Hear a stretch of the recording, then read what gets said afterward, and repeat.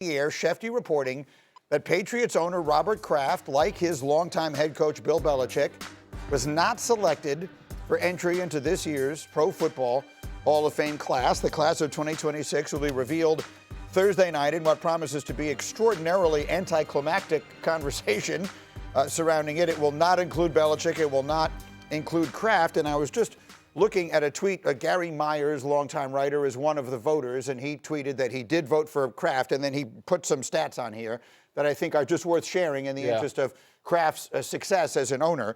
Jerry Jones is in the Pro Football Hall of Fame, and I think we all agree rightfully so. He was put in there in 2017.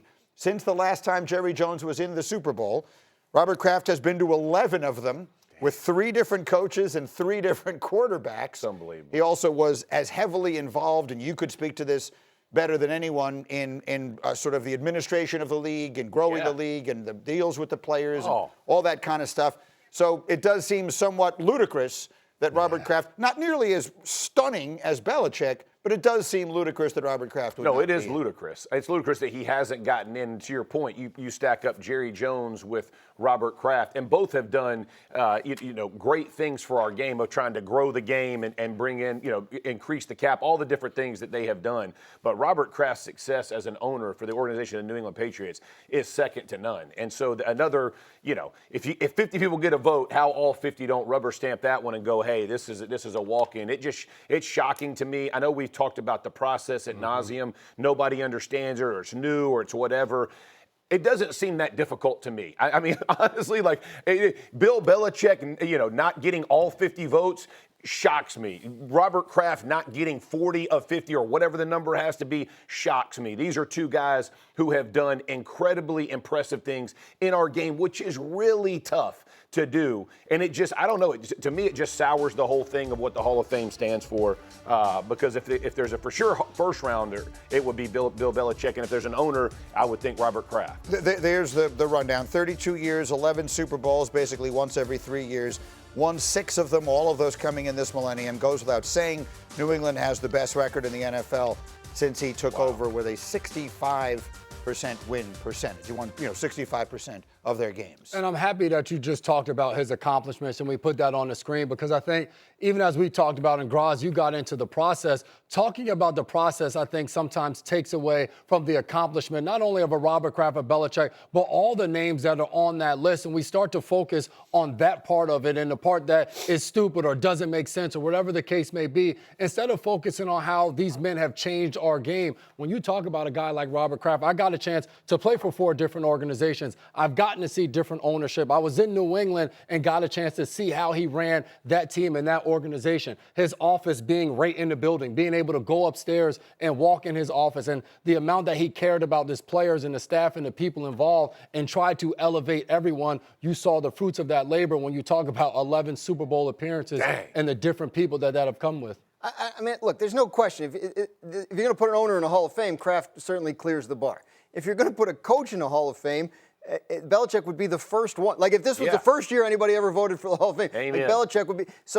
So it is about the process. And I mean, look, it's good. This gives an opportunity to talk about why these guys belong in, and that's great. But so would their election to the Hall of Fame, which is more than warranted. And the problem is, this is a process that is administered in secret every year by 50 specific people, which is an extremely small voting body that has a meeting where they all try to convince each other to come to their side and vote for their guy. I've said this for years since I became aware of this process. I certainly said it last week when the Belichick news broke. The process for Pro Football Hall of Fame voting is stupid, it is outdated, it is unfair, and it should be changed dramatically. Ken Anderson was a fine quarterback on the Cincinnati Bengals and led the Bengals to the first of their 2 Super Bowl appearances in the 80s, losing to San Francisco. If I asked you who deserves to be in the Hall of Fame more, Robert Kraft or Ken Anderson, you would say to me, why are you even asking me that question? Not because one is so much more deserving than the other, because one has nothing to do with the other. Ken Anderson was a quarterback. L.C. Greenwood was a defensive lineman. Who's the third? Roger Craig was one of the first great, rushing and receiving running backs. Robert Kraft is an owner and Bill Belichick is a coach. The fact that we have put the 5 of them, not we, the fact that the system is that we're going to put the 5 of them in a pot and let everyone say you can vote for any 3 of these, that's the problem. It has nothing to do with whether Belichick deserves or not, because everyone knows, all 50 of those people know that he did. The system, I would actually be happier if someone said, I didn't vote for him because of Spygate. Yeah. That would at least make sense. I would disagree with it, but at least it would be a reason. Right. But what has actually happened is people have not voted for these guys for no reason except that they felt L.C. Greenwood deserved to vote and he would never get another chance. Or Ken Anderson or whatever it is. The system makes no sense. Whoever had this idea needs to really rethink it / someone else needs to be put in that position because, and now, if there's one good thing that comes from this, it looks so bad. When this announcement is made on Thursday night, it's going to be horrible. And poor Ken Anderson, Roger Craig, or L.C. Greenwood, who's no longer with us, is going to get in, and it's going to feel as though the shadow of those who are not in is going to overshadow it. Yeah, it's embarrassing. Honestly, like it's ridiculous, and I'm glad that we're talking about it and shining a light on it because maybe it'll bring about some change that would be long overdue to this process. Okay, so we got no Belichick. We got no Kraft. If there's any good news for the Patriot fans, it's that their team is back in the Super Bowl. And they are there with the quarterback in Drake Maye, who injured his right throwing shoulder in the AFC Championship game. Last night was media night. He said he was feeling just fine after throwing in practice. That was the play in which he got hurt. Here's what he said last night. Turn the corner. I think turn the corner, landing on the flight. Felt good from the flight and thrown out there today. I think it's turned the corner, and you really had no doubt in being 100% for the game. This is a Super Bowl. We get 2 weeks to prepare for it, do whatever it's got to do to get it right, and I've got confidence and feel good. So. I like that he throws it in. A little. He got it feeling pretty good in there. Well, I asked you this one. He going to be okay? What'd you tell me? Better medicine equals better football, baby. My man will be out there and ready to roll. It's going to have to be something during the game that keeps Super him Bowl, off. baby. Super Bowl. These are, we always talk about, are you ahead of schedule? Are you all these different things for teams? When you make it to the Super Bowl, it is your time. It is your chance to shine. This kid is not letting a sore shoulder slow him down even a little bit. He's a Tar Heel. He's tough, right? But ain't no doubt. Of Built course, different. There isn't any question that he's going to play. We had these conversations about Sam Darnold in the oblique going into their playoff games. Of course he's going to play. Yeah. These guys wait their entire lives for these opportunities. The question is it going to impact the way he plays? Will we not know that until the game starts, or are we convinced that with the medicine he's going to be just fine? We'll know as soon as he takes that first hit. That's going to be the big thing for Drake Maye. He's a quarterback that uses his legs. He got injured scrambling on a play. So how does Josh McDaniels handle this, their offensive coordinator? Does he allow him to have a design quarterback run early in the game to make Drake Maye feel comfortable that he can take a hit, that he can get up? Does he dial up a deep pass to see, hey, you're okay. You can make those type of throws, but we're not going to know. To your point, Jeff, he's going to be out there. He's going to do whatever he has to do. But now, once that game gets going, the juices start flowing, and you get hit. DeMarcus Lawrence is coming off that edge, and he hits you. Or Leonard Williams coming in your face. Now, how do you take those hits and get up? I don't know if there's anything that tells you how young a guy is other than, he felt better after a flight. I never feel better after a flight. But look, he's 2 weeks between the AFC Championship game and the Super Bowl is huge because he was limited in practice last week, and obviously there's something going on there. Now, what happens this week? Does he take limited reps? Does he take all the reps in practice? Does he still feel good this morning?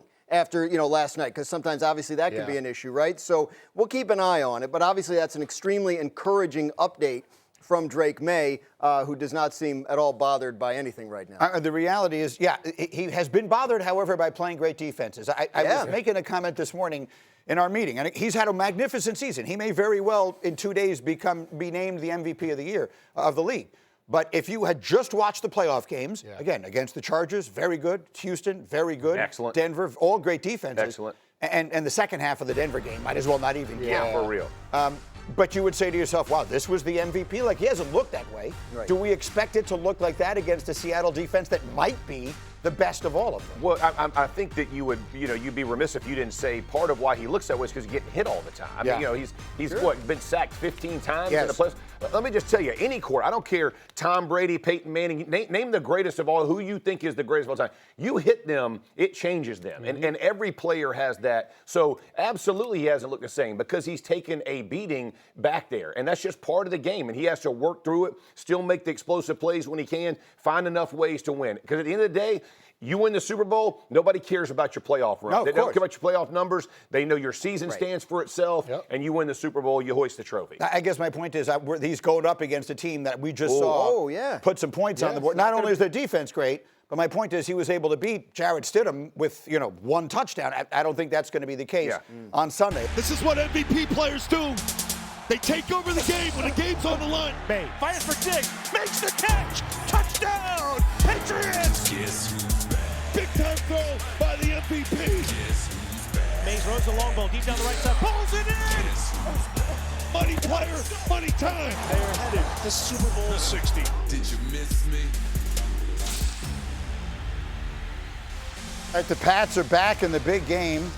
There have been 35 quarterbacks who've been selected in the first round since 2016. Of the 35, only Patrick Mahomes has been able to win the Super Bowl as a starter. We're about to have a second. Either Sam Darnold or Drake Maye will become the next to join Mahomes. If it's Maye, our Dominique Foxworth said yesterday on this program, it could propel him into a whole new stratosphere. If Drake Maye plays incredibly well in this game and wins the Super Bowl, I think he leaves the conversation of this group of young quarterbacks that he was drafted in, and he then enters the conversation of Josh Allen and Patrick Mahomes and Lamar Jackson. Whether it's fair or not, I think given what he's accomplished and if he can do it in that big game, that's the type of neighborhood Drake Maye will be in as far as our conversations go. Is that the neighborhood that Drake Maye will be in if he plays a big game against Seattle and looks good? You do the overreactions. Is that an overreaction? But Dominique said whether it's fair or not, and that's the point. Like, if we can look at it objectively and say, of course he's not yet a top 5 quarterback, that's one thing.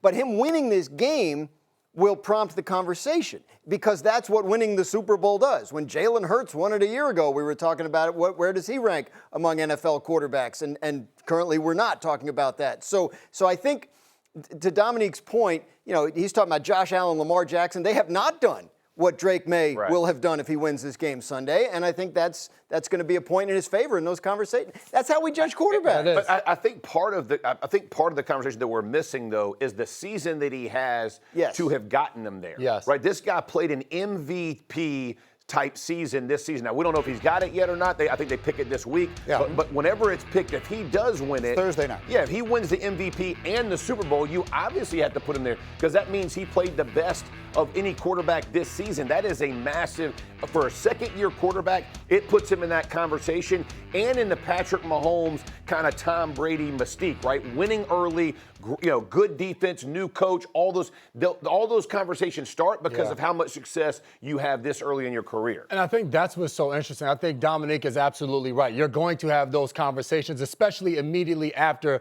that game. But you brought up the name Jalen Hurts, and I think that's such an interesting one because you go back to a few years ago where he was the runner-up for the MVP, and he performed his butt off in the Super Bowl, but they lost. But we still elevated him in that conversation. Then a year ago, they win the Super Bowl. We start having that conversation, and there's so many naysayers that's like, no, he's on a good team with players around him. So for the Drake Maye part of it, you see both sides of it. You see the comparison to the Patrick Mahomes because of what he done in the Tom Brady. But on the other side, you're like, well, it's just one season. His rookie year, we didn't see this level of play. So can he do it in year 3, 4, 5, and 6 for us to now talk about the Josh Allens and the Lamar Jacksons of the world? I think the way to look at it is like Drake Maye, if you win this game, you now are offered entry into these conversations. Yeah. What do you do with that? Yeah. How driven are you to win more, to build on this and make your career what obviously an early MVP caliber season and Super Bowl title indicate that it could be? Tom Brady stayed great for 20 years, right? Because it was important to him. Yeah. And Patrick Mahomes won 2 more after he won his first one. So,